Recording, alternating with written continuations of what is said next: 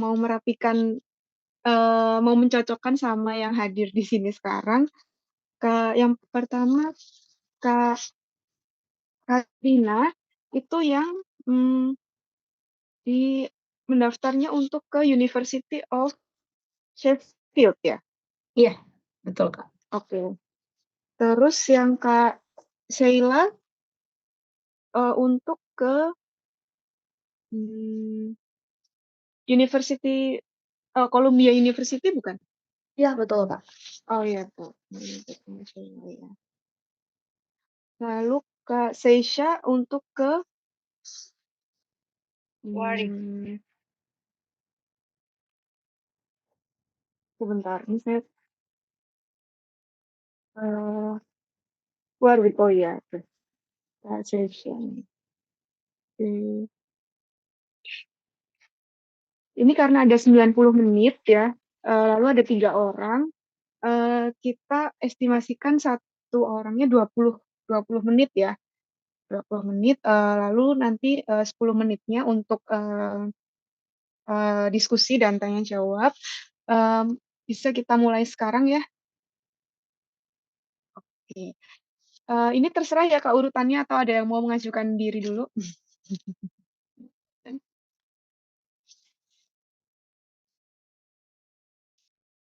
Bebas itu.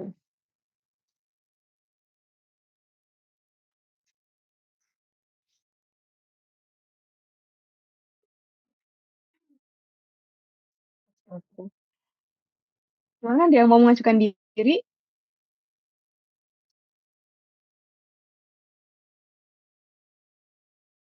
Oke oke. Kalau gitu ini Terserah ya. Kak Lista aja. Oh gitu ya. Iya. Karena berdasarkan nomor yang saya terima ya, ini dari Kak Sheila yang nomor 1. Sudah siap Kak? Kak Sheila? Oke. Bisa kita mulai Insya ya? Allah. Oke ya. Bisa Oke kita Kak. mulai. Eh, Selamat pagi. Atas nama Sheila, bisa memperkenalkan diri terlebih dahulu. Assalamualaikum warahmatullahi wabarakatuh. Terima kasih atas kesempatannya. Selamat pagi Ibu Zelita dan Ibu Miftah. Perkenalkan nama saya Nabila Sheila dan biasa dipanggil Sheila. Saya merupakan lulusan dari Universitas Indonesia tahun 2019 dan mengambil jurusan manajemen. Saat ini saya sedang bekerja sebagai asisten manajer di Bank Negara Indonesia, di mana tanggung jawab saya itu meliputi terkait perencanaan strategi dan juga manajemen untuk produk digital banking yang ditargetkan untuk nasabah UMKM. Kemudian selama saya berkarir, saya telah menemukan passion saya untuk membantu memberdayakan UMKM di Indonesia melalui ekosistem digital, yang mana itu sangat sejalan dengan target pemerintah untuk eh, meningkatkan kontribusi MSMI atau UMKM terhadap ekonomi Indonesia. Oleh karena itu, saat ini saya mencoba apply LPDP untuk mendukung studi saya di program teknologi manajemen Columbia University agar saya dapat berkontribusi dan memberikan lebih banyak inovasi di bidang ekosistem digital. Terima kasih. Lalu itu pendidikannya di UI lulus tahun 2019 ya Kak ya? Betul. Lulus tahun 2019 lalu pekerjaan lalu setelah itu bekerja di eh, OJK. Ya, Iya, betul. itu tahun tahun berapa? Itu habis lulus langsung kerja, Bu. Jadi tahun Oke, 2019. oke. Bisa diceritakan apa pengalaman di OJK yang akhirnya mendorong Kak Sheila untuk ingin studi lanjut? Bisa diceritakan apa hubungannya, apa tantangannya mungkin yang dihadapi? Baik, terima kasih. Jadi, waktu saya bekerja di OJK, tanggung jawab saya itu meliputi sebagai pengawas fintech atau industri financial technology yang pada saat itu memang, baru sangat berkembang atau masih sangat baru di Indonesia. Nah, kemudian sebagai pengawas, tanggung jawab saya itu, sebagian besar meliputi, menganalisis kinerja industri secara overall, kemudian, melihat, mengecek rencana bisnis, industri fintech dan juga, melakukan analisis terhadap, rencana bisnis dan pengembangan produk yang diajukan oleh fintech OJK. Selain itu saya juga, mencoba untuk, memastikan bahwa seluruh industri atau perusahaan fintech itu comply dengan peraturan di OJK. Nah, untuk tantangannya tersendiri sebenarnya saya pernah dilibatkan ke dalam suatu project, yaitu, bernama project untuk pengembangan sistem, pusat data fintech lending. Nah, pusat data fintech lending itu, sejatinya merupakan suatu sistem untuk pelaporan keuangan dan juga kinerja operasional dari masing-masing fintech, yang mana di saat itu fintech terdapat lebih dari 140 perusahaan. Nah, untuk project tersebut, meskipun itu memang, terkait, lebih banyak melibatkan, tenaga IT karena pada dasarnya itu adalah membangun sistem, dan saat itu saya masih merupakan karyawan baru dan juga belum memiliki pengalaman sekali di bidang IT dan juga teknologi sehingga, itu cukup challenging bagi saya karena banyak sekali term terkait teknologi yang saya belum ketahui, namun pada saat itu saya di-assign sebagai, perwakilan dari tim pengawasan untuk, turut terlibat dalam project itu. Namun, dengan begitu saya mencoba untuk eee, tetap berkontribusi dalam project itu, dengan cara memberikan, sharing knowledge yang saya tahu mengenai laporan keuangan dan juga, terkait, bagaimana cara menganalisis, kinerja operasional dari suatu perusahaan, sehingga saya dapat berkontribusi dalam, mengajukan beberapa fitur yang dapat digunakan untuk menilai indikator kesehatan dari fintech itu sendiri, kurang lebih seperti itu. Oke. Terima kasih jawabannya, Kak, Sheila. Lalu, untuk selanjutnya adalah pertanyaan selanjutnya untuk tujuan studinya ya. Tujuan studinya adalah di Columbia University untuk Technology Management Program, betul? Betul. Ya. Apa alasannya Kak Sheila untuk mengambil, jurusan ini? Baik, jadi, sebelumnya saya memiliki visi untuk, melakukan pemberdayaan UMKM melalui ekosistem digital. Di sini saya sangat ingin terlibat dalam membangun suatu ekosistem digital mmm, yang dapat membantu para UMKM untuk menyelesaikan permasalahan mereka. Nah, selama saya berkarir, saya tuh melihat bahwa UMKM itu memiliki potensi yang sangat besar. Namun, mereka masih mengalami beberapa tantangan utama dan menurut saya terdapat 3 tantangan utama yang mereka hadapi, yaitu tantangan finansial, karena mereka seringkali kesulitan mendapatkan modal untuk mengembangkan bisnis mereka, kemudian tantangan operasional, Mmm, karena UMKM itu, mungkin mereka ingin mengembangkan bisnis mereka, tapi mereka kesulitan untuk mendapatkan networking, untuk bertemu dengan potensial buyer dan juga potensial supplier. Nah, dan yang ketiga itu ada tantangan adopsi digital, di mana, di Indonesia baru terdapat 33% UMKM yang sudah melakukan digitalisasi. Oleh karena itu, saya ingin mencoba untuk membangun sebuah ekosistem digital yang dapat, menyasar ketiga permasalahan tersebut. Namun demikian, seperti yang telah saya sebutkan sebelumnya, saya menyadari bahwa saya masih memiliki, keterbatasan kapabilitas terutama di bidang teknologi dan inovasi digital, sehingga saya merasa perlu memperdalam pengetahuan saya dan mendapatkan academic perspektif mengenai teknologi, kurang lebih seperti itu. oke. And then the next question is, did, did the problem did you say, uh, can, can adapted with a course? It's not, just a training for like 6 months or, it's only you can get the knowledge with the course in the Columbia University? Uh, Sorry, could you please repeat the question? I mean, uh, you have you had say the three problem about small and medium enterprise, right?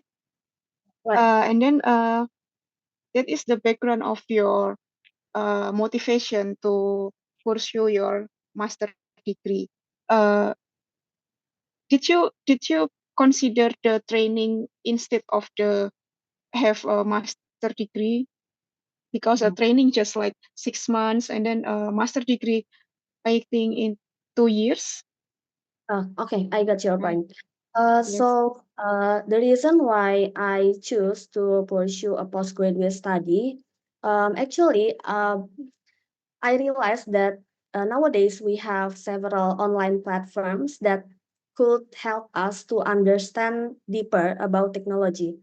However, I think for in order to solve this main issue in Indonesia, it's not only for the knowledge but also the practical experiences and facilities that I will be able to get if I'm taking a postgraduate study. For example, at Columbia University, they have faculty members and professors that are technology leaders in their area. For example, I know one of their professor is Professor Alexis Wichowski. So, Professor Alexis Wichowski has an extensive experience in doing digital transformation, both in financial institution and government institution, and she has a remarkable project in closing the digital divide in the city of New York and in the US. So I believe that her experience is very relatable with what I want to do in the future and relatable with the current issue that we also face in Indonesia.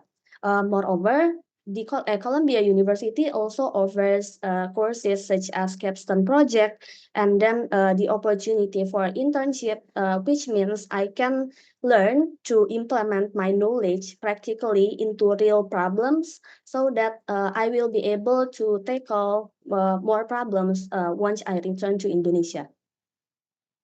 Okay. Um, apakah Columbia University dan Amerika Serikat yaitu sebuah contoh yang baik untuk penerapan eh, digitalisasi untuk pelaku industri kecil menengah? Apakah bisa dijelaskan? Kenapa nggak milih di negara lain atau di kampus lain seperti itu? Baik, terima kasih atas pertanyaannya. Jadi memang sudah ada beberapa pertimbangan yang saya lakukan riset kenapa pada akhirnya saya memilih, Columbia dan juga Amerika Serikat. Pertama dari segi negara, Amerika Serikat itu merupakan negara dengan, indeks adopsi digital atau Digital Competitiveness Index nomor satu di dunia. Itu berdasarkan International Institute for Management Development. Nah, itu artinya negara tersebut memiliki kapabilitas yang sangat unggul dalam mengadopsi teknologi untuk transformasi digital, di perusahaan, pemerintahan, maupun kepada masyarakat. Nah, yang kedua, Amerika itu memiliki banyak sekali kemitraan strategis dengan Indonesia, di mana, salah satunya, eee USAID atau United States Agency for International Development melakukan kerjasama dengan Amazon dan juga Elitery, yang mana Elitery itu merupakan salah satu perusahaan di Indonesia untuk memberikan pelatihan kepada lebih dari 60.000 mahasiswa dan juga pelaku UMKM di Indonesia agar mereka dapat melek digital. Nah, untuk alasan kenapa Columbia sendiri, saya merasa bahwa, courses yang ditawarkan oleh Columbia itu sejalan dan selaras dengan tujuan saya untuk menjadi seorang digital business specialist di masa yang akan datang. Karena courses mereka itu mencakup tidak hanya terkait digital transformation saja, tetapi juga terkait analisis bisnis atau analisis data. Nah, contohnya mereka menawarkan courses seperti Project Management for Tech Leader, kemudian Machine Learning and AI for Tech Leader, dan juga, banyak courses lainnya. Selain daripada itu, saya juga sangat tertarik untuk belajar langsung dari Profesor Alexis Wichowski, karena pengalaman beliau yang sebelumnya saya sebutkan bahwa beliau sangat memiliki concern terhadap kesenjangan digital di Amerika. Selain itu, Universitas Columbia juga menyediakan lingkungan akademis yang sangat erat dengan kaitannya dengan industri, karena mereka menawarkan juga oportunitas untuk internship dan juga, memiliki berbagai technology leaders yang menjadi pengajar di universitas itu sendiri. Okay. And then the next question is how your plan to implement your knowledge to Indonesia? Thank you for the question. So after graduating from Columbia University, uh, in the first 5 years, I would like to focus on implementing my knowledge to develop our existing program at BNI. So we already has a program called Explora, which is the program with admirable vision to help MSME go global. However, I have already listed several area of improvement of this program itself. The first one, I think we need to develop an application from this Explora program to help MSME doing a basic financial transaction and to help them assess their digital capabilities. And then the second aspect that I want to improve from Explora is its business incubation program, because currently Explora only covers the MSMEs in Indonesia who have an intention to go export. Meanwhile, MSME with no intention for export or still in the early stage of their business remain unaddressed. So I want to develop both of those aspects so that BNI could serve a broader range of MSME in Indonesia. And in the medium term, I would like to start a new role as a digital business consultant in a consulting company which is focused on MSME empowerment. And I have also listed the company with that characteristic, which is Microsafe Indonesia.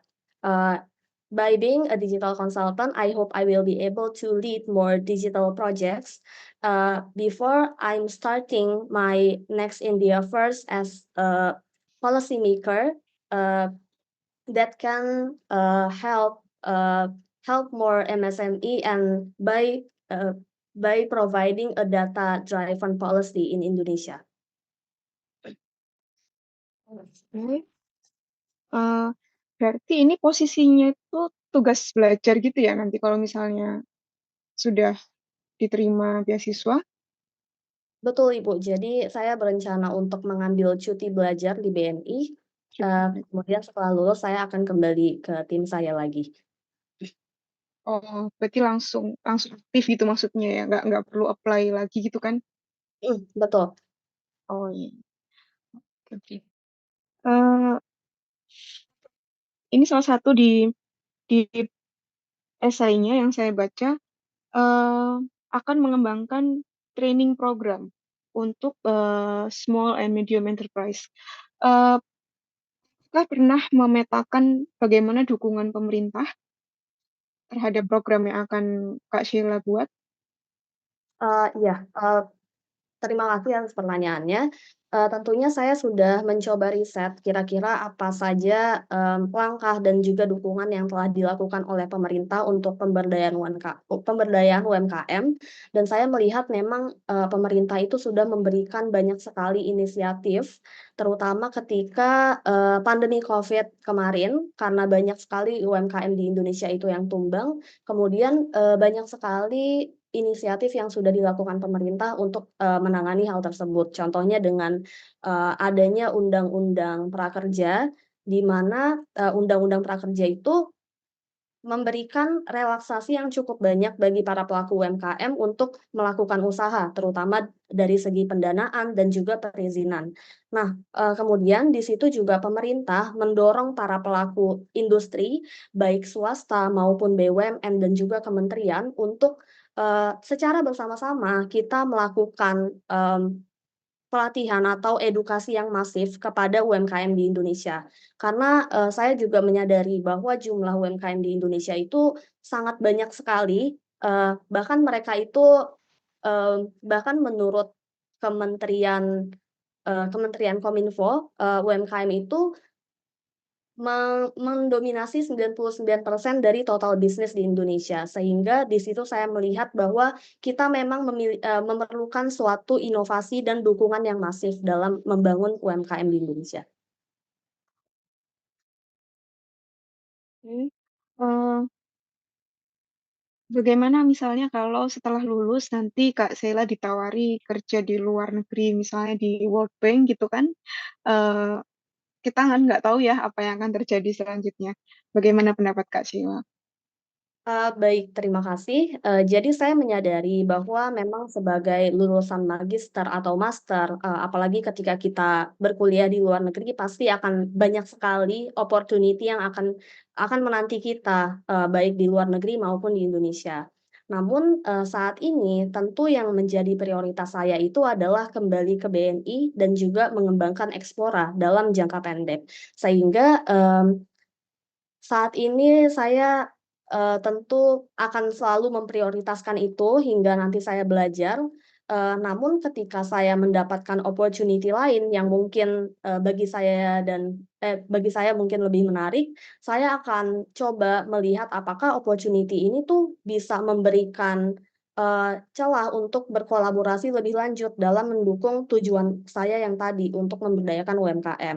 Namun apabila contohnya kayak World Bank memberikan, lowongan kerja, namun itu tidak sejalan dengan tujuan saya yang tadi, maka dan juga tidak sejalan dengan, tujuan saya untuk berkontribusi untuk Indonesia, maka, saya tidak akan, iya kemungkinan besar saya tidak akan mengambil lowongan tersebut.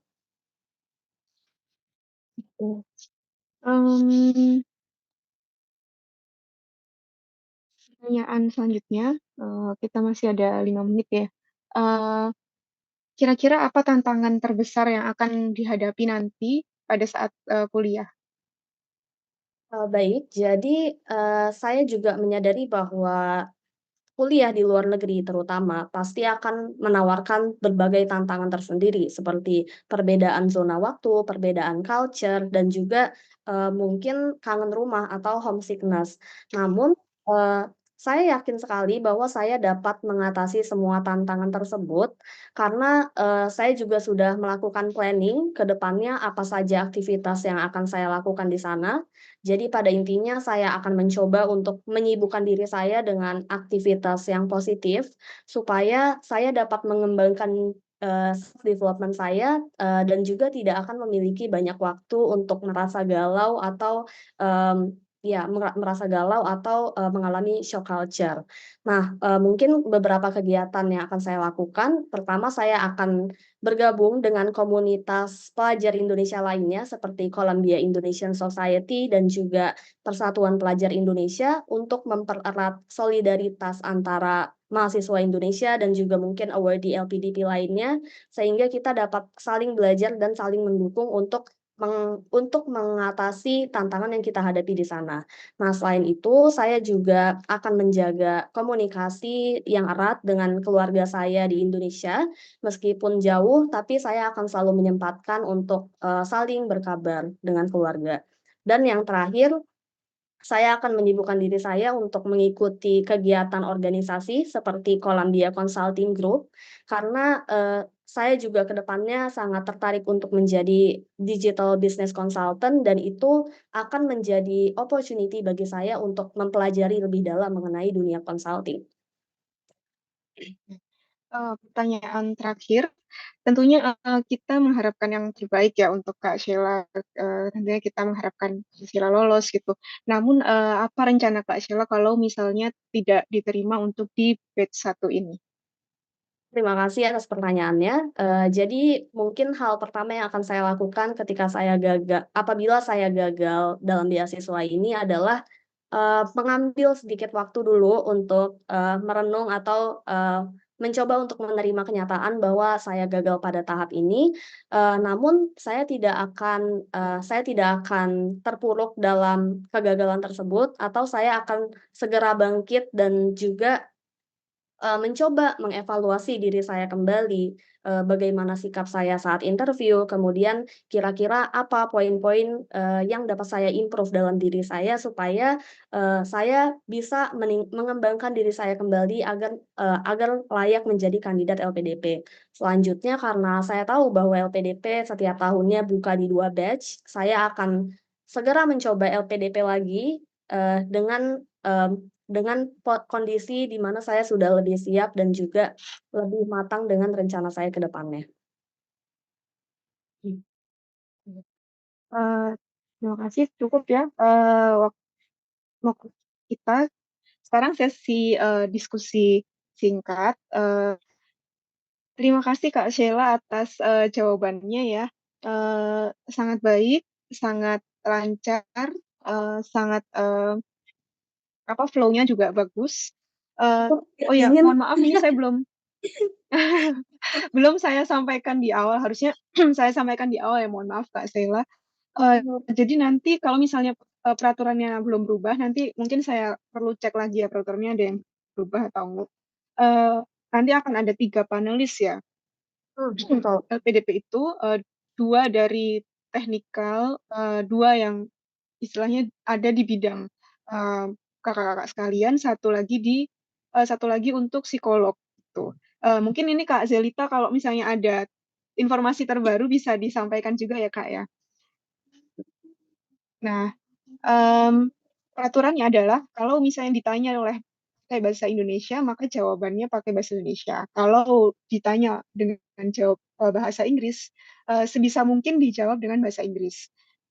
Baru kalau misalnya kita merasa tidak bisa menyampaikan itu dalam bahasa Inggris, baru minta izin untuk apakah bisa saya menyampaikan dalam bahasa Indonesia gitu. Kalau misalnya diizinkan, eee, silahkan pakai bahasa Indonesia, tapi usahakan ya, sangat diusahakan untuk, eee, jawabnya pakai bahasa Inggris dulu, nggak apa-apa, meskipun misalnya, belum lancar atau seperti apa, itu nggak apa-apa, insya Allah mereka ngerti ya, gitu. Terus yang kedua, eee, mas kemungkinan yang kedua adalah tidak semua panelis yang akan mewawancarai kita itu sebidang dengan kita. Jadi ada kemungkinan, kita harus menjelaskan ke orang awam ya, seperti Kak Sheila menjelaskan ke saya ya, hitungannya saya awam di bidang ini, lantas panelisnya itu akan fokus kepada detail-detail, kecil, detail-detail yang apa namanya, akan sangat fokus kepada apa yang akan ingin kalian pelajari, apa yang akan kalian berikan untuk Indonesia. Nah, kalau misalnya kita tidak bisa mengatur apa ya, menyetir menyetir arah pertanyaan wawancara itu, takutnya, waktu wawancara kita tuh akan habis di masalah fokus itu dan akhirnya kita nggak bisa menyampaikan, keseluruhan isi esai, kita gitu. Memang itu nanti perlu apa ya, perlu feeling apakah kita, harus terus fokus di bidang itu ataukah kita harus, segera move on ke poin-poin selanjutnya. Mungkin misalnya kalau Kakak di sini ngerasa, "Oh, ini ada yang belum aku sampaikan nih, ini penting banget sebenarnya buat diketahui oleh panelis." Selipkan aja itu jawaban-jawaban ke dalam pertanyaan-pertanyaannya panelis gitu ya. Atau kemungkinan lainnya eee, yang sepengalaman saya sih, kemungkinan besar itu akan sebidang ya dengan kakak-kakak semua. Jadi, kemungkinan besar itu akan sebidang, jadi mereka juga bisa nih malah makin fokus terus gitu kan, ngobrol gitu karena terlalu asik gitu ya. Nah itu, kalau misalnya kita tidak bisa menyetir arah kemana arah, wawancaranya itu, takutnya kita nggak bisa menyampaikan semua yang ingin kita sampaikan gitu. Jadi kita harus punya apa ya, istilahnya feeling lah. Apakah ada sesuatu yang belum saya sampaikan? Oh ini penting nih harus diketahui oleh panelisnya, itu yang untuk notes-nya ya. Tapi tadi Kak Sela udah bagus ya, bisa dikaitkan, bisa sampaikan semuanya, meskipun nanti dalam, kenyataannya pasti, akan lebih challenging ya, akan lebih untuk meyakinkan bahwa oh aku ini pantas loh jadi penerima beasiswa gitu. Mm. Satu catatan untuk Kak Sela itu hanya ini, tatapin mata ya. Ya, Oh, jadi sih. nanti ya nanti sebisa mungkin harus melihat ke kamera karena saya paham kalau misalnya kita zoom itu kan ini ya intensinya kita ngelihatnya ke layar ya bukan ke kamera ya maka mulai sekarang dilatih untuk melihatnya ke kamera gitu meskipun itu agak susah juga agak aneh juga ya kita sebagai yang ngomong gitu dan usahakan tuh selalu fokus kalau misalnya kita mikir data gitu ya apa jadi kan kita cenderung untuk melihat ke atas ya itu usahakan minimalisir ya hal itu eh, jadi usahakan tetap melihat kamera. Tahun ini masih online ya Kak Zelita ya? Masih Kak, masih online. Oh yes, oke oke oke. Um, Oke, kalau dari Kak Sela ada catatan yang ingin disampaikan mungkin? Hmm, enggak, belum ada sih Kak, tapi aku setuju banget sama feedback Kak Mifta yang tadi kalau kita harus bisa nyetir wawancaranya karena pengalamanku kemarin pas gagal substansi, aku tuh banyak banget poin penting yang nggak aku sampaikan, terutama di rencana kontribusi karena emang nggak ditanya sama pewawancaranya. Jadi itu Hmm, sih Kak, jadi hmm. menurutku penting untuk bisa menyelipkan jawaban kita di setiap pertanyaan mereka. Oh oke oke. Berarti sudah pernah punya gambaran ya, apa gimana nanti apa namanya wawancara LPDP itu ya? Iya Kak, punya sih. Tahun lalu aku Oke. gagal soalnya. Oh gitu, oke oke oke. Oke, ada lagi yang ingin disampaikan Kak Sela? Nggak ada sih Kak, sejauh ini. Makasih aja Oh, ya Kak, oke. meluangkan waktu. Iya, em, mungkin untuk yang selanjutnya, ini kan masih bahas teknikal ya. Mungkin untuk pertemuan selanjutnya bisa kita fokuskan ke sedikit untuk di teknikal sama di bagian sisi psikologinya ya. Oke, terima kasih Kak Sela. Kalau misalnya ada bisa misalnya saling mock up dengan peserta lain, itu juga bisa ya sarankan karena untuk melancarkan jawaban kita itu juga sangat membantu. Oke, Ya. ya. Selanjutnya boleh oh, Kak Zelita kita boleh ke menti yang lain? Boleh, silakan. Oke, selanjutnya boleh Kak Seisha, Kak bersedia? Boleh, Kak Miftah.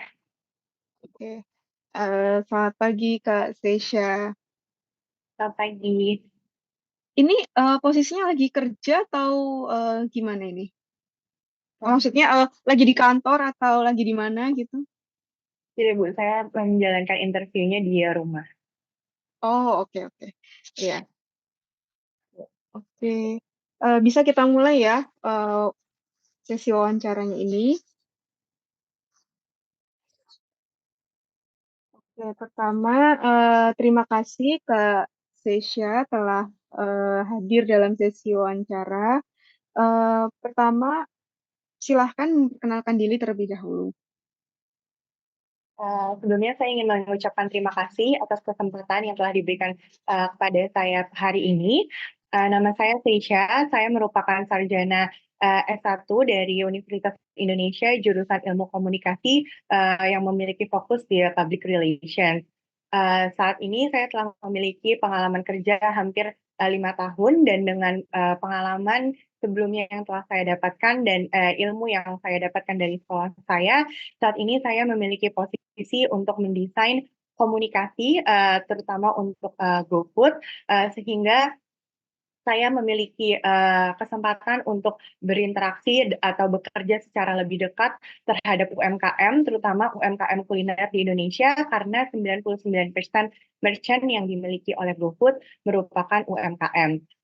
Dengan bekerja erat dengan mereka, saya melihat sendiri di lapangan fakta bahwa UMKM kuliner di Indonesia belum terlalu mementingkan marketing dan komunikasi untuk mengembangkan dan mempertahankan bisnisnya.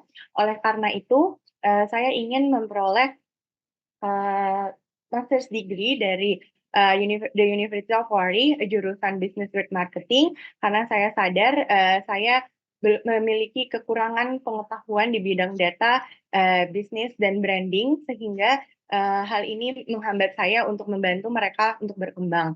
Tujuan utama saya adalah saya ingin membantu mereka untuk mempromosikan produk mereka yang tidak hanya membakar uang untuk, promosi dan, diskon saja, tetapi juga mereka dapat memprioritaskan, branding dan, kredibilitas mereka sehingga saya bisa membantu mereka untuk memperkenalkan produk mereka, terutama di bidang kuliner ke dunia. Oke, eee, lalu pertanyaan selanjutnya, ini tadi lulus tahun berapa, Kak? Dari dari S1 Ilkom UI, lulusnya tahun? Saya lulus tahun 2019. Oke. Lalu kerja se Lalu pengalaman kerjanya yang pertama eee, mana ini, tadi saya baca di mana? Di Zeno. Di what is oh, Oke. sorry, eee, saya nggak familiar ya. Oh, oke. Yang penting, bisa nanti menjelaskan, pengalaman kerjanya gitu ya. Lalu, eee, oh iya, pertanyaan selanjutnya adalah, ini sempat sempat bekerja di ShopeePay, benar? Betul, Ya. Lalu saat ini di GoFood ya? betul. Oke. Eee, Bisakah dijelaskan, alasan kenapa pindah, pekerjaan? Oke, baik. Pengalaman bekerja saya saat saya lulus dari Universitas Indonesia adalah di PR agency, di Zeno, Oke. yang mana di PR Mhm. agency tersebut, lebih melatih dan lebih mengasah, skill komunikasi saya. Dari PR agency tersebut, saya menyadari bahwa memang perusahaan-perusahaan besar sudah sangat mengerti dan memahami, pentingnya komunikasi dan marketing terhadap keberlangsungan bisnis mereka. Oleh karena itu, pada saat itu saya ingin menantang diri saya sendiri untuk mendukung perusahaan-perusahaan yang pada saat itu lagi sedang berkembang seperti, ShopeePay untuk mengembangkan bisnisnya. Dan pada saat itu, tujuan utama saya adalah untuk memperkenalkan tentang e-wallet melalui financial literacy kepada, merchant dan, juga UMKM sehingga mereka terbiasa untuk menggunakan, pembayaran digital tersebut.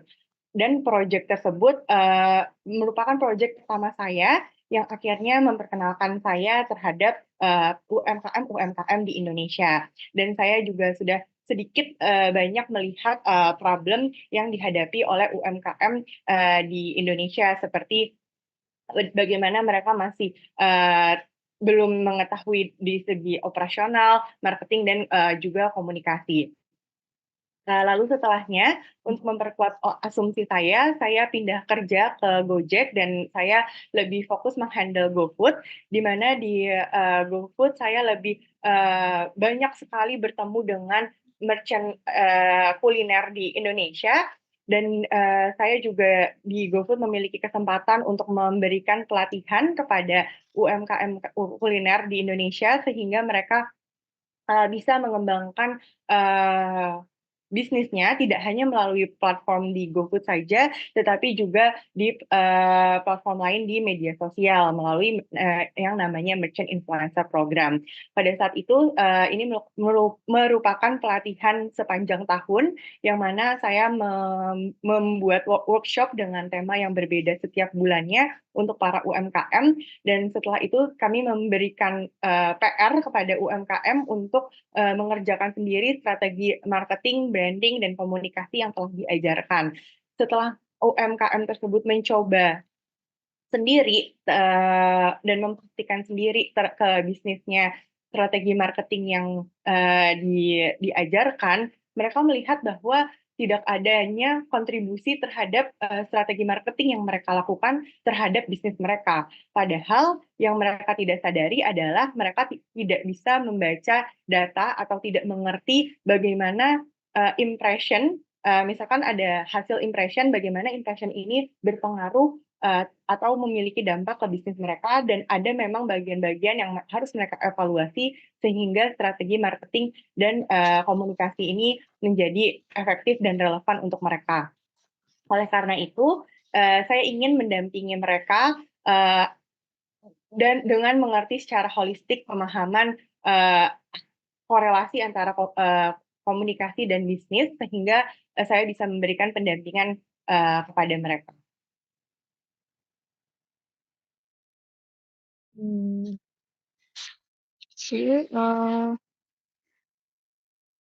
Oke, lalu pertanyaan selanjutnya, bagaimana hubungan ya antara permasalahan yang Kak Seisha jelaskan dengan kenapa harus sekolah lagi dan kenapa harus di University of Warwick di program MSc in Business with Marketing. Baik, terima kasih atas pertanyaannya. Saya menyadari bahwa saat ini saya memiliki keterampilan di bidang komunikasi dan marketing saja, tetapi saya masih memiliki kekurangan di bidang data, financial, business, dan analisis big data. Oleh karena itu, saya percaya dengan saya mengemban pendidikan lebih tinggi di Business with Marketing in University of Warwick, saya dapat memperkaya diri saya dengan keterampilan-keterampilan tersebut. Tak hanya itu, saya telah juga membandingkan beberapa jurusan, dan saya percaya bahwa jurusan ini lebih tepat dan relevan dengan saya, karena jika dibandingkan dengan jurusan sejenis seperti marketing di University of Birmingham atau marketing communications di University of Melbourne, yang mana penekanannya lebih ke tradisional marketing ataupun bahkan lebih menekankan ke marketing secara di bidang digital. Padahal yang saya butuhkan adalah ilmu yang lebih holistik dan lebih komprehensif yang disediakan oleh University of Warwick, di mana Business with Marketing memberikan saya pengalaman yang menyeluruh dan lebih holistik terhadap bagaimana pengaruh dan korelasinya, bagaimana komunikasi dan marketing dapat mendukung keseluruhan bisnis. Tak hanya itu, Business with Marketing di University of Warwick juga memberikan saya kesempatan untuk magang di perusahaan-perusahaan besar di Inggris, sehingga harapannya saya dapat mempelajari bagaimana perusahaan di Inggris mengembangkan marketing dan membaca data-data yang relevan, misalnya bagaimana mereka membaca data di sosial media atau mengerti target market mereka untuk mengembangkan strategi komunikasi dan marketing mereka, sehingga harapannya saya bisa menerapkan dan membawa pulang ilmu tersebut ke Indonesia. Tak hanya itu, saya percaya dengan S2 saya dibekali dengan dan akan bertemu dengan profesor yang memang sudah melakukan riset yang sudah terbukti, tidak hanya tips and trick atau ilmu-ilmu yang tidak holistik, tapi saya akan mendapatkan well-rounded knowledge atau keseluruhan ilmu pengetahuan. Okay. The next question is, did you know how long the course it will take? In 1 year or 2 years? I will study for 1 year. Oh, in 1 year. Did you have any concern about the duration of your study? I mean, in 1 year is very short duration. How your opinion? Okay, so I believe that the course and the durations that already provided by University of Warwick, it's enough for me to develop myself, as the university has a course that, for instance, like branding, service marketing, and branding in social media, which is I already have the knowledge, and it will sharpen my knowledge, and therefore I will focus with some subject that I will not have expertise or not have any background before, like financial or the that qualitative data for making an effective business, and also analyzing big data. And to enrich myself with that, I will also join or participate in the data research lab in the university, so that I can enrich myself and get a fully advantage with that 1 year duration. Okay. Did you know that your program uh, need the thesis or just a course or with the project research? Is there any thesis in there? Okay. So the business with marketing allows me to choose between writing a dissertation or business in practice modules, which I will choose the second one. So I will have an internship in big companies in the UK, and also I will have two additional capstone, which I will choose analyzing big data and uh, marketing in social media. Oke, thank you. Eh, bagaimana pertanyaan selanjutnya? Bagaimana rencana Anda untuk mengaplikasikan ilmu yang telah Anda dapat untuk Indonesia? Baik, terima kasih atas pertanyaannya. Setelah pulang ke Indonesia, saya akan kembali untuk bekerja di Gojek dan akan menerapkan ilmu yang telah saya pelajari dari University of Wari ke Indonesia melalui Gojek. Jadi saya akan mengembangkan program yang tadinya saya sudah buat, yaitu Merchant Influencer Program yang tadinya hanya berbentuk workshop, tetapi saya akan membuat program ini menjadi sebuah program pendampingan, sehingga saya akan kontak lagi atau mengajak lagi UMKM yang telah saya kenal dan telah saya bekerja sama sebelumnya, dan akan saya berikan pelatihan serta pendampingan pada saat praktiknya, sehingga pada praktiknya nanti saya bisa mentranslate data-data yang ada ataupun market trend dan juga value yang dimiliki oleh bisnis tersebut untuk membuat strategi marketing dan komunikasi yang lebih efektif. Setelahnya, saya juga akan mendampingi mereka untuk melihat result ataupun hasil dari marketing dan dari strategi marketing dan komunikasi yang telah mereka buat sebelumnya. Setelah itu, saya juga akan mengajak mereka untuk membagikan ilmunya ke UMKM-UMKM lain, sehingga sehingga ilmu ini dapat tersebar ke banyak UMKM lain di Indonesia. Itu untuk short term saya, dan untuk long term saya adalah saya sadar bahwa usaha saya untuk memperkenalkan UMKM kuliner ke dalam negeri dan maupun luar negeri membutuhkan dukungan dari banyak pihak. Oleh karena itu saya bersedia untuk menjadi think tank untuk konsultan atau pemerintah Indonesia, sehingga Indonesia dapat sama dengan atau bahkan melebihi dari negara tetangga, misalkan sebut saja Thailand di bidang gastrodiplomasi, di mana kita bisa memperkenalkan kuliner Indonesia ke luar. Bagaimana caranya? Caranya adalah lebih memantapkan strategi komunikasi UMKM tersebut yang tidak hanya membakar uang untuk promote atau diskon saja, tetapi juga mengembangkan kredibilitasnya, misalnya dengan bekerja sama dengan banyaknya bidang-bidang terkait ataupun expertise di bidangnya, sehingga UMKM dapat lebih memperkenalkan ciri khas yang mereka miliki dan lebih dapat dikenal dunia. Saya yakin dengan kontribusi saya ini seperti domino effect yang akan memajukan tidak hanya bisnis UMKM, tetapi juga memperkaya lapangan pekerjaan dan juga dapat meningkatkan pariwisata di Indonesia. Oke, Eh, saya mau bertanya lebih lanjut untuk yang short term. Apakah itu harus di Gojek? Apakah ada peluang lain di tempat lain? Lalu bagaimana langkah konkretnya? Misalnya langkah misal membuat yang komunitas waktu ini disebutkan di WhatsApp group ya. Apakah ada langkah-langkah seperti itu yang konkret bisa dijelaskan kembali?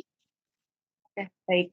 Untuk kontribusi saya tidak ingin hanya menekankan fokus kepada menambah jumlah UMKM kuliner yang membuat bisnisnya di Indonesia, tetapi saya ingin UMKM kuliner yang ada di Indonesia ini lebih sustain dan juga dapat mengembangkan bisnisnya. Oleh karena itu, kenapa saya memilih Gojek? Karena tempat bekerja saya sekarang ini memiliki nilai yang sama dengan saya, yaitu ingin memajukan UMKM kuliner di Indonesia. Dan juga saya sudah memiliki dan juga saya sudah mengenal beberapa UMKM kuliner dari proyek yang sudah saya kerjakan sebelumnya, sehingga itu yang membuat saya ingin kembali ke Gojek dan melanjutkan program yang sudah ada. Nantinya para UMKM kuliner akan saya kumpulkan. Jadi memang untuk secara teknisnya nanti para UMKM kuliner yang ingin bergabung pada program akan mengisi sebuah form digital. Dari form digital itu akan saya dan tim seleksi mana UMKM yang memang kita bisa dampingi prosesnya untuk memperoleh goals yang saya maksudkan tadi. Karena kenapa tidak semua UMKM kuliner pada pilot project ini kami ajak semua, karena itu tadi fokus saya bukan untuk mengembangkan atau menambah UMKM kuliner berjualan di Indonesia, tetapi untuk membantu UMKM kuliner yang memang sudah ada bisnisnya, sehingga saya bisa mengembangkan bisnisnya dan juga supaya bisnisnya sustain dan dikenal oleh banyak orang. Oke, terima kasih atas jawabannya. Tolong dijawab singkat saja. Ini pertanyaan terakhir. Apa pembeda Kak Sesha dengan kandidat lainnya? Seperti yang kita ketahui ini sebelum ini ada Kak Sheila ya. Mohon bisa dijelaskan kenapa kita harus memilih Kak Sesha? Baik, terima kasih atas pertanyaannya. Saya yakin beasiswa LPDP merupakan beasiswa yang bersumber dari uang-uang rakyat Indonesia. Oleh karena itu, seperti yang sudah saya sebutkan sebelumnya, saya telah berkontribusi untuk membantu UMKM di bidang kuliner melalui workshop yang saya buat. Namun saya yakin kontribusi saya dapat lebih dikembangkan jika saya diberikan beasiswa LPDP untuk melanjutkan studi S2 ke University of Warri. Saya telah berpengalaman bertahun-tahun untuk melakukan desain komunikasi dan marketing, dan saya yakin ilmu saya jika diperkaya dengan bisnis, data, dan financial akan lebih kuat lagi, sehingga saya dapat lebih bisa mentranslate apa itu komunikasi dan marketing dan kenapa ini relevan untuk bisnis-bisnis yang ada di Indonesia. Oke, terima kasih. Oke, kita cukupkan sesi untuk Kak Sesha. Saya sangat apresiasi eh, jawabannya. Tadi bagus ya disampaikan apa yang belum tahu. Jadi eh, kita itu pingin belajar apa sih di sini gitu. Eh, lalu kita itu pingin ngapain? Kita belum tahu apa. Itu bagus untuk disampaikan hal itu. Itu untuk notes juga untuk semua kakak-kakak di sini ya. Lalu yang kedua, saya apresiasi juga Kak Sesha tahu apa program-programnya yang ada. Jadi nanti bisa membayangkan challenge-nya apa sih pada saat kuliah gitu. Karena beasiswa LPDP itu juga mengukur kesiapan kita menjalankan program itu gitu ya. Jadi kita harus gali lebih banyak lagi programnya itu apa. Jangan sampai nanti ketika sudah sampai di kampusnya, sudah di luar negeri ya udah jauh-jauh dari rumah, kita baru tahu nih programnya itu ada ini dan kita kewalahan gitu. Itu jangan sampai hal itu terjadi ya. Eh, lalu untuk implementasi ini untuk notes untuk semuanya juga ya. Implementasi itu yang paling jelas adalah di short term. Jadi short term itu harus punya langkah yang paling jelas, yang paling bisa terbayangkan lah itu mau ngapain, step by stepnya itu harus sangat rinci gitu ya. Lalu untuk yang long term itu boleh itu kita bisa kayak lebih general, lebih abstrak itu nggak apa-apa gitu. Cuman yang untuk short term dan mid term itu harus lebih jelas implementasinya gitu. Lalu eh, tadi sudah bagus ya Kak Sesha untuk penjelasannya. Cuman harus ini to the point, harus apa ya lebih to the point apa yang ingin disampaikan gitu. Jadi eh, tadi mungkin di sesi pertama saya menjelaskan harus bisa menyelip-nyelipkan jawaban, tapi untuk di sesi ini kita juga harus ini ya punya apa pertimbangan. eh, Kira-kira kalau saya menyampaikan sebanyak itu, apakah penulis akan paham dengan apa yang saya sampaikan? Nah, seperti itu harus apa kita kita pikirkan sebagai kita misalnya kita sebagai panelis gitu. Kita coba baca-baca lagi. Tipsnya adalah bisa bisa melis contoh-contoh pertanyaan ya, misalnya apa alasan kita studi itu di list, jawaban kita apa nih. Kalau misalnya jawaban kita tidak bisa memuaskan diri kita sendiri, itu harus di-cut, harus apa namanya, persingkat, harus lebih perjelas gitu. Lalu pertanyaan misal apa implementasinya ke Indonesia itu juga harus kita pertimbangkan apakah ini nanti jelas untuk panelisnya gitu. Jadi kita harus mempertimbangkan sisi dari panelisnya juga gitu ya. Karena kan panelisnya itu kan dari pagi ya, dari pagi kita nggak tahu, kita, udah tahu ya sesi kita bakal sesi jam berapa. Nah, kalau misalnya masih pagi nggak apa-apa, masih fresh gitu panelisnya. Tapi kalau misalnya udah sore itu kemungkinan besar panelisnya udah eh, capek, udah misalnya ya bukannya saya mau ini ya mau ke panelisnya itu bukan, tapi memang harus mempertimbangkan sisi eh, kemanusiaannya dari ini panelisnya itu sendiri gitu. Nah, terus oh ya satu notes untuk Kak Sesha. Eh, ini Kak Sisha nanti bisa lebih banyak senyum ya. Tapi bukan yang senyum-senyum gitu. Oh, bukan bukan. Ini karena nanti Kak Sisha akan menghadapi panelis yang sama-sama kita tuh sama-sama manusia, sama-sama orang gitu ya. Jadi ibaratkan nanti tetap sopan tapi jangan terlalu tegang biar nanti kita tetap fokus apa yang ingin kita sampaikan, tapi juga jangan sampai ketawa-ketawa yang guyon itu apa itu jangan. Jadi pertahankan sisi humanisnya, sisi sopannya, sisi seriusnya tetap di apa seimbangkan gitu ya. Itu catatan dari saya udah bagus ya. Nanti bisa di apa namanya perjelas lagi poin-poin apa yang sebenarnya ingin disampaikan dan saya apresiasi tadi ada apa yang belum diketahui itu juga notes untuk semuanya itu bisa contoh yang baik gitu. Dari Kak Sesha ada catatan yang mungkin yang ingin disampaikan gitu? Terima kasih banyak Kak Mifta feedbacknya. Paling dari aku Ya. mau bertanya buat yang short term itu tuh Hmm. sejauh apa sih kita harus mengelaborate apa yang akan kita lakukan di short term gitu dan di mana batasan kita stopnya gitu. Apakah memang harus secara teknis kita jabarkan atau kita bisa meng-highlight fokus kita tuh apa untuk di short term itu. Eh, Kalau short term dan long term ya, batasnya adalah waktu ya. Eh, jadi kita eh, kita pertimbangkan apakah itu cukup dilakukan dalam waktu 5 tahun. Lalu untuk long term itu apakah cukup dipertimbangkan dalam 10 tahun gitu. Dan juga harus mempertimbangkan semakin banyak stakeholder yang kita libatkan itu pasti akan semakin lama implementasinya gitu kan. Jadi sebisa mungkin 5 tahun itu adalah langkah yang paling singkat, yang paling dekat dengan kita, misalnya akan kembali ke perusahaan. Itu adalah yang paling realistis gitu kan.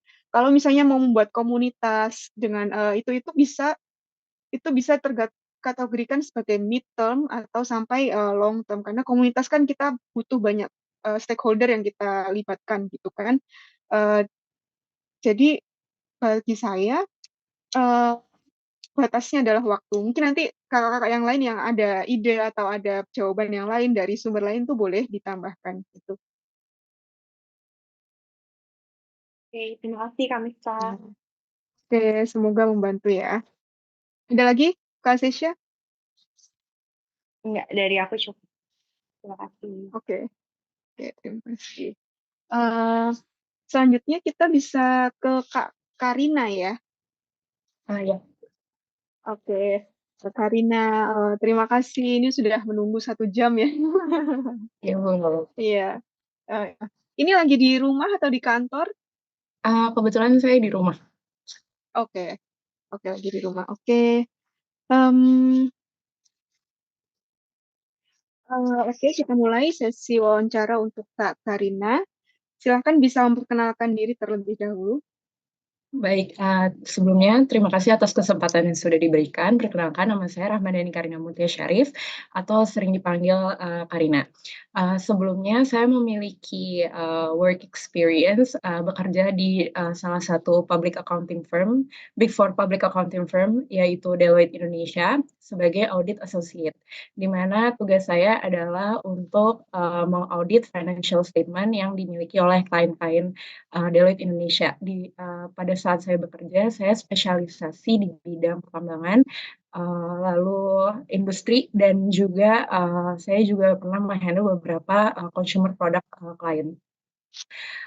Lalu untuk Masters yang saya akan ambil adalah Masters of MSc of Finance and Accounting dari University of Sheffield, di mana saya akan berfokus pada bagian dari Sustainability Accounting. Nah, hal ini mengapa saya mengambil Sustainability Accounting adalah saya dimulai dari pada saat saya bekerja sebagai audit associate, saya ditugaskan untuk mengaudit salah satu perusahaan BUMN yang bergerak di bidang manufaktur, di mana pada saat saya mengaudit tersebut, saya banyak melakukan kunjungan visit klien dan juga visit aset klien. Dan hal ini menjadi perhatian saya pada saat saya mengunjungi salah satu pertambangan yang ada di salah satu area di Jawa Timur, di mana saya menemui bahwa banyak sekali tambangan yang ada yang mereka miliki yang ternyata tidak digunakan, tetapi masih dalam status tidak direklamasi. Dan hal ini menjadi concern saya karena saya mengetahui bahwa lahan-lahan yang belum direklamasi ini menjadi suatu permasalahan bagi lingkungan warga sekitar, dan juga terutama bagi lingkungan warga sekitar dalam perihal pekerjaan maupun keselamatan mereka. Maka dari itu, pada saat saya mengetahui concern ini, saya mencari tahu bagaimana saya ingin berkontribusi untuk hal tersebut, karena saya juga udah melakukan inquiry dengan klien saya, mengapa ini tidak direklamasi dan lain sebagainya, dan ternyata memang dari mereka tidak mempunyai proper planning yang baik. Lalu selanjutnya saya mencari tahu dengan self study, dan ternyata memang diperlukan beberapa ilmu-ilmu terkait dengan sustainability dan juga reklamasi itu sendiri. Dan ternyata pada saat saya cari tahu lebih lanjut, di Indonesia itu spesifiknya di Indonesia belum ada jurusan-jurusan untuk mempelajari sustainability itu sendiri yang spesifikasinya pada finance and accounting. Kurang lebih seperti itu. Ya, terima kasih. Ini dulu S1-nya di Airlangga University ya? Ya, betul. Lulusnya tahun Saya lulus tahun 2020. 2020. Setelah itu kerjanya di auditor. Iya, betul. Auditor itu itu sejak tahun berapa? Untuk jadi auditor sendiri, saya mulai dari tahun 2021, persisnya di bulan Agustus 2021, dan saya berakhir pekerjaan saya di bulan September 2023. Oke. Lalu pertanyaan selanjutnya, kenapa milih University of Sheffield? Apakah ada di kampus itu ada keterkaitan dengan mining ya? Karena tadi Kak Karina menjelaskan tentang apa sih namanya akuntansi dan data terkait itu, dan apakah itu bisa dikaitkan dengan mining activity? Baik, terima kasih atas pertanyaannya. Untuk hal itu, kenapa saya milih University of Sheffield? Mungkin saya menjelaskan dulu kenapa saya milih Inggris, karena Inggris ini merupakan salah satu negara yang setelah saya research merupakan satu-satunya negara yang berikan studi terkait dengan finance and accounting dan spesifik di sustainability. Sedangkan di negara-negara lain itu tidak ada. Dan spesifiknya kenapa di University of Sheffield? Karena University of Sheffield ini memberikan program-program yang memang saya butuhkan seperti sustainability accounting and accountability, corporate governance, dan shareholder value yang sebelumnya yang setelah saya research program-program tersebut tidak ada di universitas-universitas lain seperti itu.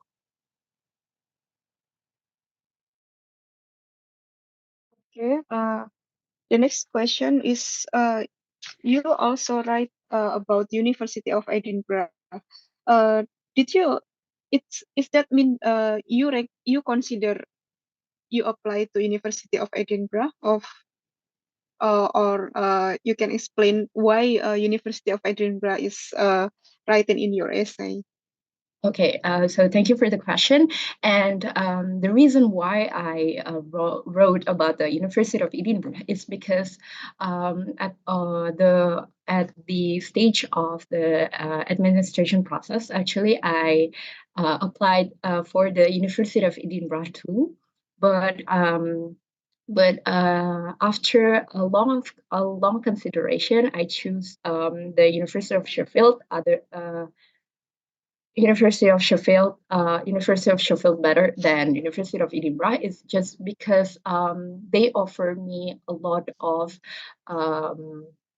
study program that is necessary for me for in the future rather than University of Edinburgh, because University of Edinburgh is actually focuses more into like financial industry, while I have a plan. Actually, like my plan is to pursue like a future career in a mining company rather than financial industry. So I think I prefer more into this University of Sheffield. While why I still wrote the University of Edinburgh is just for the comparison at that time. Right? Yeah. Okay, thank you. Did you know how long the course will it take? 1 year or 2 years? Okay, so for the University of Sheffield, it offers like a year study program. So yeah, it's a year. Did you know what the challenge of a 1 year course? Can you Yeah. explain? Yeah, so I know that I've done some research about like some challenges about a year study program. It's like they have 3 terms in a year, while the other continent or the other countries offer like a 4th term in 2 years. It's kind of challenging for me, but I know that I can tackle the challenges because I've seen the syllables about the study program that I actually have learned a little bit about that while in my undergraduate studies, where I focuses more into like 3 elective courses that I've never chose. So I think like I can tackle the challenges, and actually because I also have experiences to adapt to various of situation and cities before. Like I used to move a lot from one city to other cities growing up. So I think one of the challenges that I will face is in the terms of education only, and for the environment and society, I think like it's just I think like I can handle it because I've have various experiences before. Oh, okay, good. Bisakah dijelaskan bagaimana implementasi setelah menempuh studi untuk Indonesia? Oke, baik. Untuk implementasinya itu sendiri, tentunya karena saya akan berfokus kepada industri pertambangan yang ada di Indonesia, dan saya sangat ingin berkontribusi dalam perusahaan milik negara Indonesia itu sendiri, maka hal yang pertama yang akan saya lakukan adalah saya akan mencoba untuk mendaftarkan diri saya sendiri ke salah satu BUMN yaitu MindID, di mana merupakan satu konsolidasi yang berisi seluruh BUMN pertambangan di Indonesia. Dan saya sangat percaya diri untuk bisa masuk ke dalam perusahaan tersebut karena yang saya telah lihat dari beberapa beberapa perusahaan yang membuka lowongan untuk sustainability tim dalam perusahaan-perusahaan industri dan pertambangan adalah mereka membuka untuk berbagai jurusan, untuk semua jurusan, di mana belum ada fokus jurusan terkait dengan sustainability itu sendiri. Dan setelah saya lulus dari sana, saya memiliki competitive advantage yang tidak dimiliki oleh para lulusan dari Indonesia, yaitu saya memiliki competitive advantage sebagai lulusan dari sustainability accounting dan finance, dan dengan kemampuan dan knowledge yang sudah saya terima di tahun pertama, saya akan melakukan gap analysis, mengapa beberapa dari perusahaan pertambangan di Indonesia ini tidak melakukan reklamasi dengan baik dan benar. Karena berdasarkan dari berita yang saya lihat bahwa hanya kurang dari 30% dari perusahaan Indonesia yang melakukan reklamasi, di mana reklamasi ini sangat dibutuhkan dan akan mengancam keselamatan para penduduk yang ada di lingkungan sekitar. Dan dengan kemampuan finance dan sustainability yang saya miliki, saya akan melakukan gap analysis dan juga yang pertama kali yang akan saya lakukan adalah saya akan memberikan beberapa saran kepada bagian dari senior tim member saya untuk saran-saran berdasarkan dengan apa yang telah saya pelajari dan apa yang telah saya analisis. Dan karena posisi saya pastinya dimulai dari junior staff, jadi saya tidak bisa langsung mengeksekusi ide saya. Maka dari itu saya akan berbicara lebih lanjut dengan senior team member dengan memberikan semua data-data yang sudah saya berikan. Lalu saya juga dengan kemampuan yang saya miliki, saya akan meminta dari senior team member untuk memberikan saya project terkait dengan sustainability ini sendiri.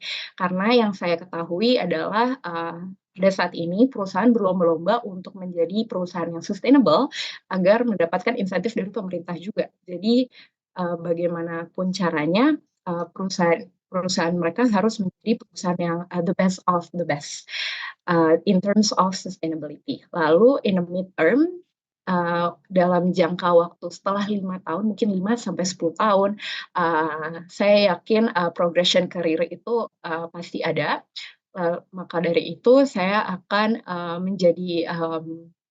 saya berencana untuk menjadi person in charge untuk melakukan sustainable practice.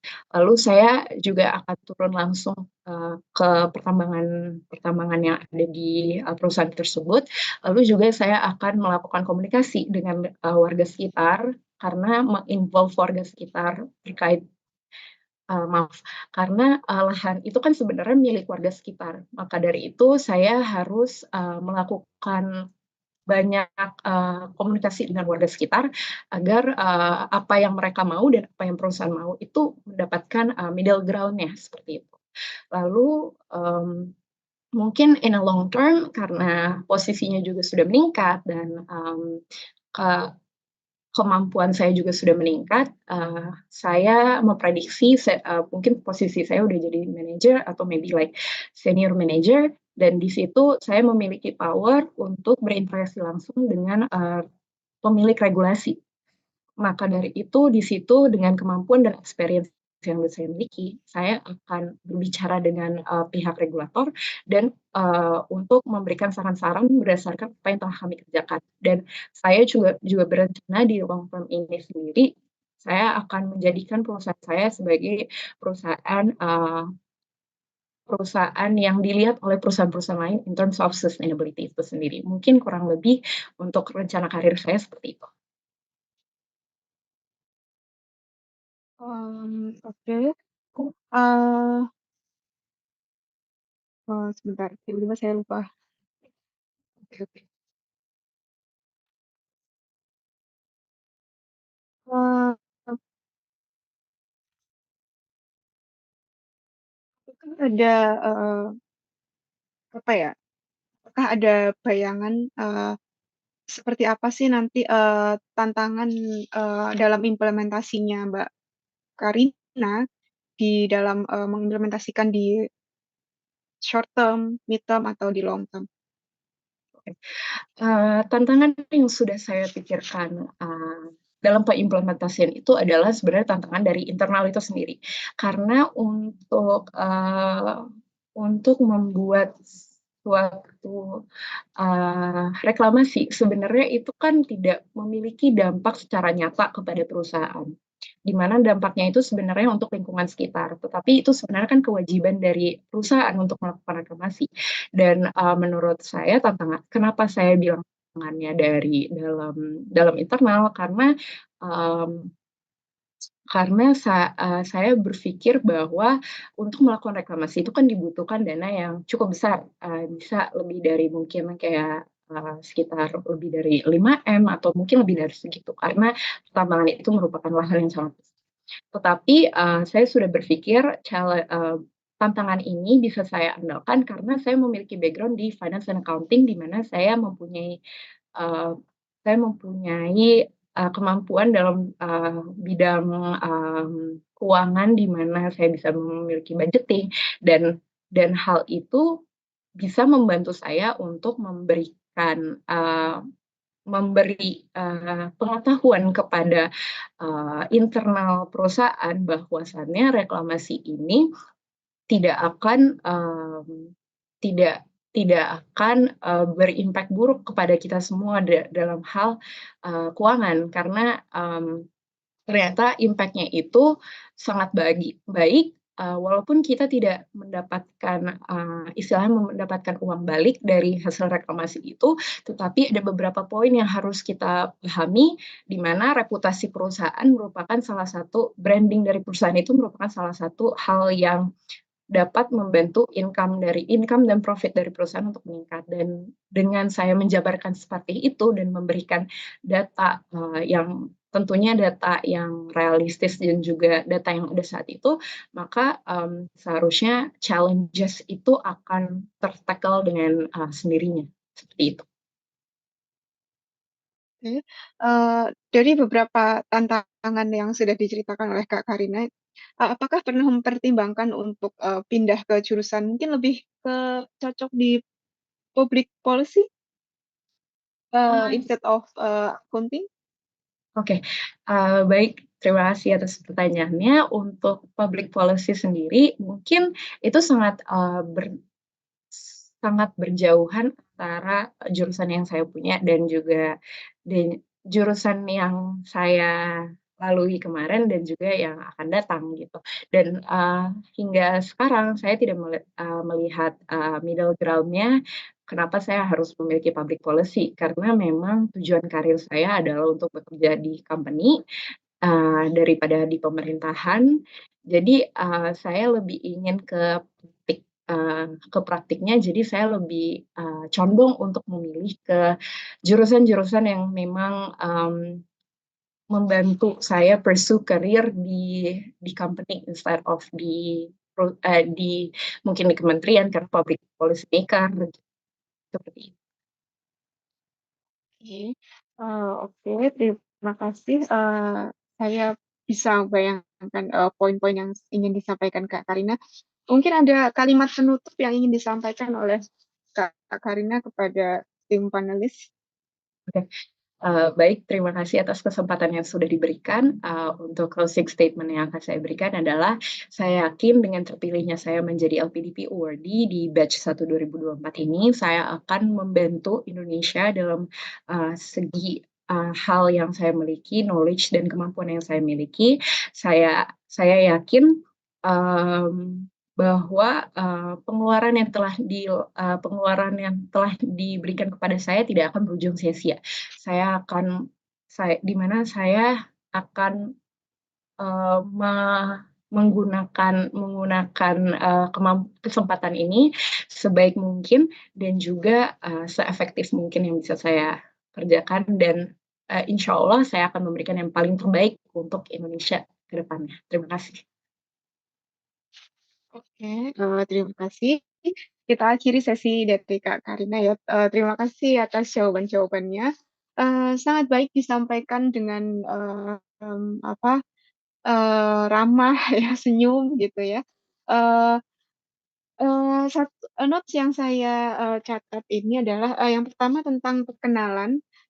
Kak Karina nanti bisa dipersingkat perkenalannya karena nanti itu untuk alasan studi yang disampaikan itu nanti bisa disampaikan di pertanyaan tentang mengenai mengapa harus studi dan mengapa di universitas itu gitu.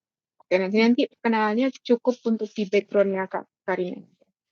Oke, lalu eh, tadi saya apresiasi ya karena sudah riset tentang universitasnya di Inggris itu hanya ada di situ gitu, terus di negara lain nggak ada gitu. Itu eh, bagus sekali ya untuk referensi kita. Lalu em, ini dari segi di Inggris ya, ini kan kita ada dua ya yang akan ke Inggris dan itu 1 tahun ya. Itu nanti harus benar-benar bisa diyakinkan bahwa itu akan cukup memang memang dari universitas sendiri pasti ada pertimbangan kenapa itu 1 tahun, kenapa itu 2 tahun, tapi kita juga harus punya jawaban ya. Apakah ini akan cukup gitu untuk kita men- mendapatkan ilmu-ilmu yang kita inginkan dan apakah ilmu itu nanti akan bisa diimplementasikan, apakah itu cukup gitu ya, diimplementasikan ke Indonesia gitu. Karena nanti akan ada pertanyaan karena ada kemungkinan ada pertanyaan jebakan bahwa kalau cuma 1 tahun, kenapa nggak ikut training aja gitu. Itu saya dulu juga pernah ditanya seperti itu gitu ya. Eh, Lalu selanjutnya untuk implementasi ke Indonesia yang short term ataupun long term ya. Tadi Kak Karina sempat menyebutkan melakukan gap analysis, lalu akan memberikan saran kepada senior ya, karena masih junior staff. Nah, kalau bisa kata-kata saran itu diganti dengan eh, mengajukan konsep, mengajukan proposal atau mengajukan project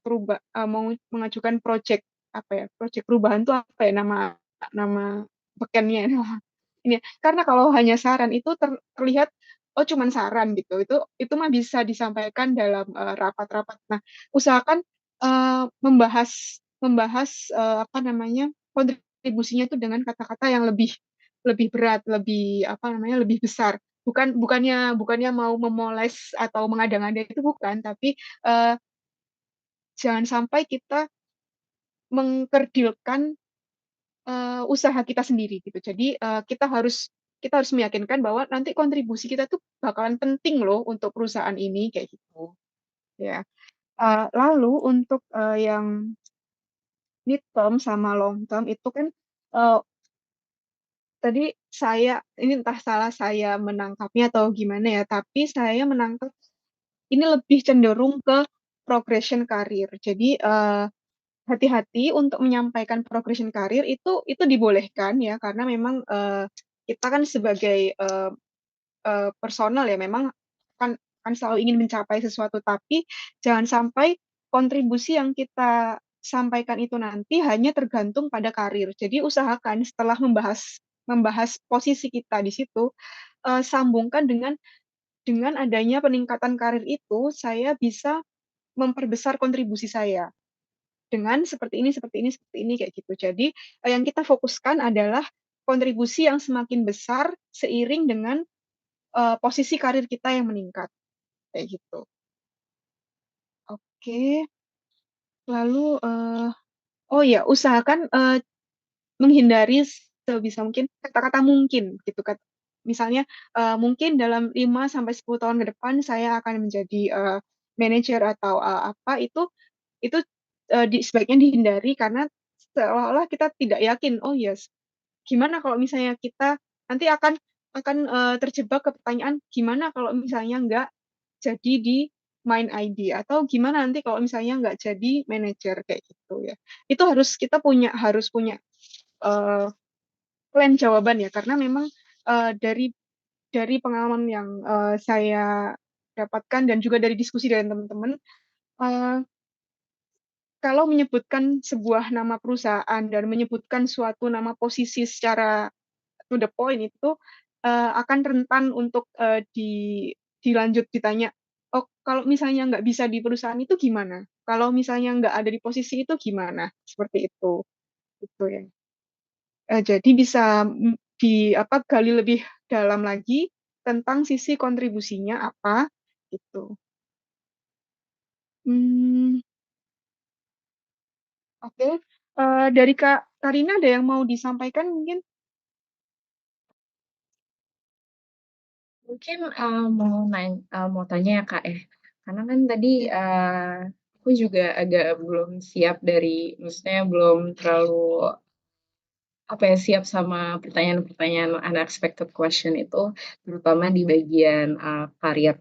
Nah tadi Kakak sebut kalau misalnya kita nggak boleh untuk posisiku karena aku bakal pindah ke perusahaan lain bukan ke perusahaan sebelumnya, itu jangan nyebut nama perusahaan ya Kak ya, kalau aku nggak salah ingat atau nah kalau kayak gitu posisinya di dalam SI itu kan udah jelas gitu ya Kak ya, karena kayak udah main ID, terus junior staff, terus experience staff sama senior manager, itu gimana Kak? Karena kan aku mikirnya mereka pasti juga at least bawa SI kita gitu kan, walaupun nggak tahu nanti bakal dibaca apa enggak, cuman mungkin dia udah pegang gitu. Kalau Iya. seperti itu bagaimana ya Kak? Oke. Bukannya nggak boleh menyebutkan langsung nama perusahaan itu, boleh itu langsung menyebutkan main ID atau Gojek atau BNI itu boleh disebutkan dan itu bisa lebih memberi gambaran, oh ini akan di sini, cuman harus dikaitkan lebih dengan kontribusinya. Jadi progression karirnya itu untuk kontribusinya seperti apa. Itu saya yakin di esainya Kak Karina sudah lengkap semua.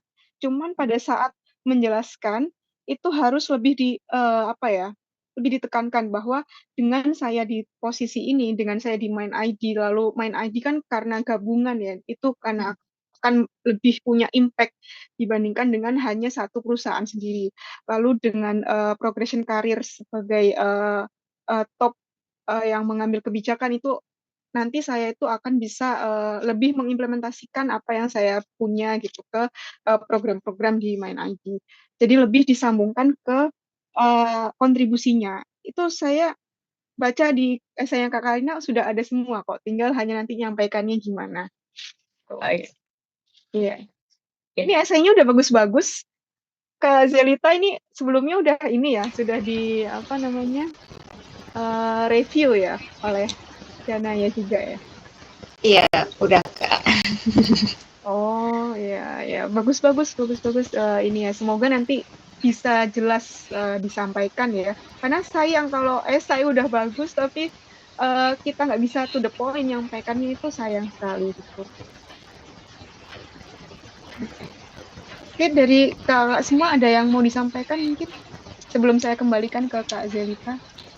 Aku boleh nanya satu nggak tadi kalau Oh iya. Kan aku dapat pertanyaan yang gimana kalau misalnya aku ditawarin kerja di luar negeri.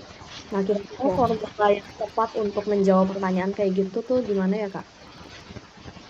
Tadi udah saya rasa sejauh pengetahuan saya itu sudah tepat, karena kalau misalnya dipertimbangkan apakah kontribusinya itu bisa lebih luas di luar negeri atau di dalam negeri, tapi memang secara teori ya LPDP itu sangat-sangat mewajibkan untuk kembali pulang.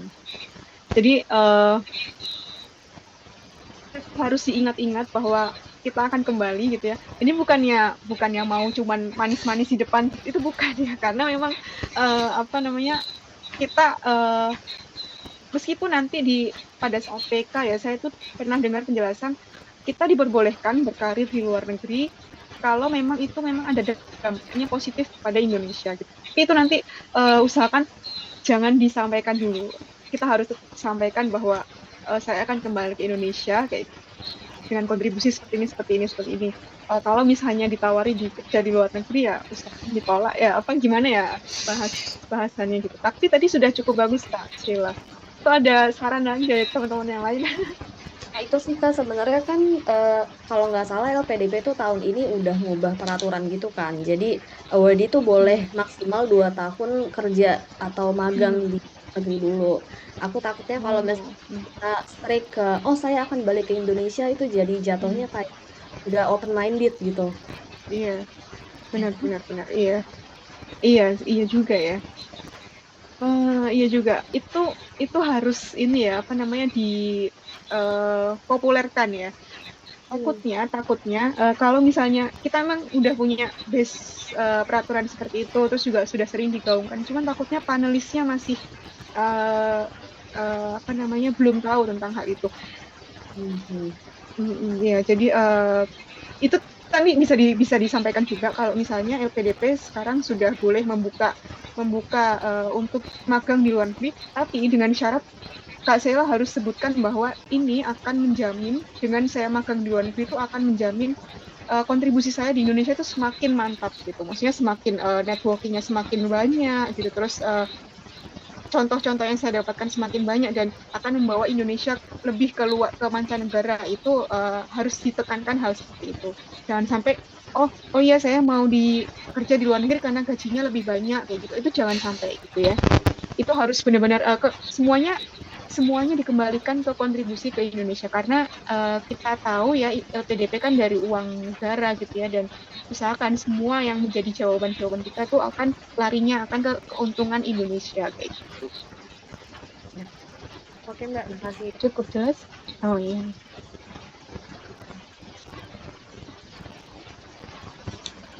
Ada mungkin yang mau ditanyakan lagi?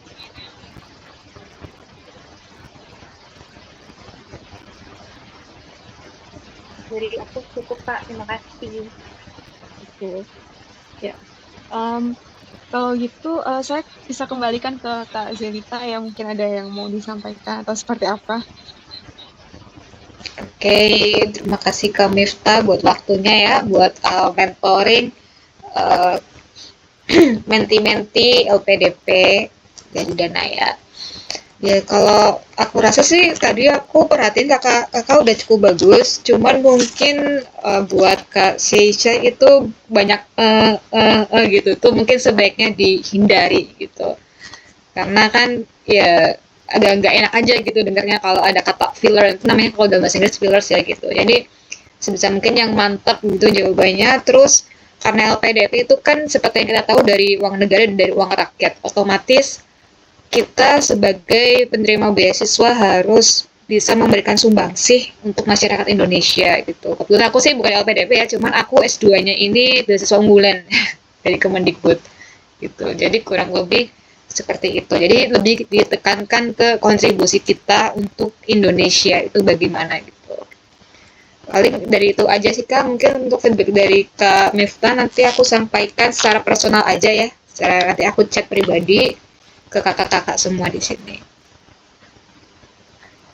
Oke, dari Kak Miftah ada yang mau disampaikan atau sudah cukup? Sudah cukup. Oke, kalau gitu aku mau ngucapin terima kasih buat Kak Miftah dan juga Kak Karina, Kak Sisha, dan Kak Sheila buat nyempetin waktunya untuk mock-up interview LPDP, dan untuk pertemuan selanjutnya kita akan bertemu di tanggal 27 ya, hari Rabu besok 27 Maret di jam yang sama. Ya, linknya juga sama. Oke, semuanya thank you very much for attending our mock-up interview LPDP ya, teman-teman. Silakan bisa melanjutkan kegiatannya masing-masing. Iya, sama-sama. Kak Miftah, Kak Zelita. Thank you semua. Iya. See ya. See ya.